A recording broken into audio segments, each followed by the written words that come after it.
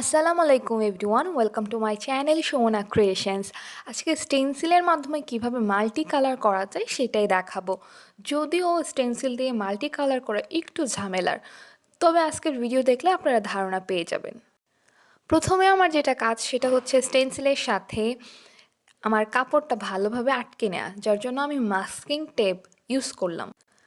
আর যদি রঙের কথা বলি, রং রেডি অ্যাক্রামিন কালার যেটা আমরা সেল করি আমাদের পেজ গার্নিশ উইথ সুমনা, এছাড়া ডিসক্রিপশনে আমার 2 পেজের লিঙ্ক দেওয়া থাকবে, ফোন নাম্বার দেওয়া থাকবে, আপনারা যোগাযোগ করতে পারবেন যদি নিতে চান।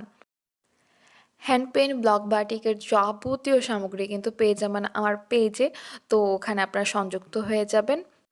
তো আমি যখন এক কালারের ফুল দেওয়া শেষ হয়েছে, আমি ব্রাশটা কিন্তু ধুয়ে ভালো করে মুছে নিয়েছি। যদি আপনারা ভালো করে না মুছে নেন, যদি পানি থাকে তাহলে রং ছড়িয়ে যাবে। এছাড়া আপনার রংটা যদি ঘন না হয়, পাতলা টাইপের হয়, তাহলেও কিন্তু রং ছড়িয়ে যাবে। আপনারা এখানে অ্যাক্রিলিকের যে সানফ্লাওয়ার কিটের কালার ওটা ইউজ করতে পারবেন, তারপর গোল্ডেন কালার যে পাল মেটালিক ওগুলো ইউজ করতে পারবেন, তাছাড়া রেডি অ্যাক্রামিন কালার ইউজ করতে পারবেন। আর নিজেরা বাসায় তৈরি করা কালারগুলো একটু ঘনভাবে বানিয়ে নিতে হবে যদি নিজে বানিয়ে নেন। স্টেনসিল দিয়ে কাজ করার মূলত অত একটা সমস্যা হয় না, কিন্তু যদি আপনি না বোঝেন সেক্ষেত্রে আপনার অনেক সমস্যা হতে পারে। এর জন্য অবশ্যই কাজ করার আগে খালি কাপড় বা পুরনো কোনো কাপড়ে কাজ করে নেবেন আগে। তো আমার কাজ প্রায় শেষের দিকে, এখন আমি আপনাদের দেখাবো যে ফিনিশিং কেমন এসেছে। যদিও আমি ডালের জায়গায় কিছু হালকা হালকাভাবে দিয়েছি, পরে আমি ব্রাশ দিয়ে করে নেব কাজটা। তো ফিনিশিং আপনারা দেখতেই পাচ্ছেন কীরকম এসেছে। তো এরকমভাবে কিন্তু আপনারা কাজ করতে পারবেন। এখন আমি একটু আমার যে জায়গাগুলোতে আমি বাকি রেখেছিলাম ওই জায়গাগুলোতে জাস্ট ফাঁকা ফাঁকা ছিল স্টেন্সিলের কাজ করার সুবিধার জন্য।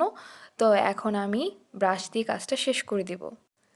আপনারা চাইলে ফুলের যে ফাঁকা ফাঁকা অংশগুলো আছে ওগুলো আপনারা রং দিয়ে সুন্দর করে সাজিয়ে তুলতে পারবেন, কিন্তু আমি এরকম কিছু করছি না, যেরকম আছে জাস্ট ডালগুলো দিয়ে দিচ্ছি। এই স্টেনসিলগুলো কিন্তু আমাদের পেজে পেয়ে যাবেন, হয়তোবা যখন নক দিবেন তখন হয়তোবা স্টকে থাকবে না, ওয়েট করবেন। আর অন্যান্য যারা সেলার আছে, দেখা যায় আমার ভিডিও করার পর তারা ভিডিওটা ইউজ করে, তো আমি বলছি যে অনুমতি ছাড়া ভিডিওটা ইউজ করবেন না।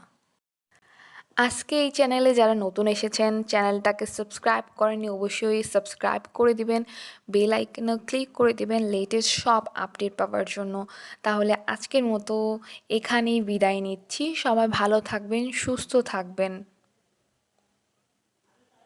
আল্লাহ হাফেজ।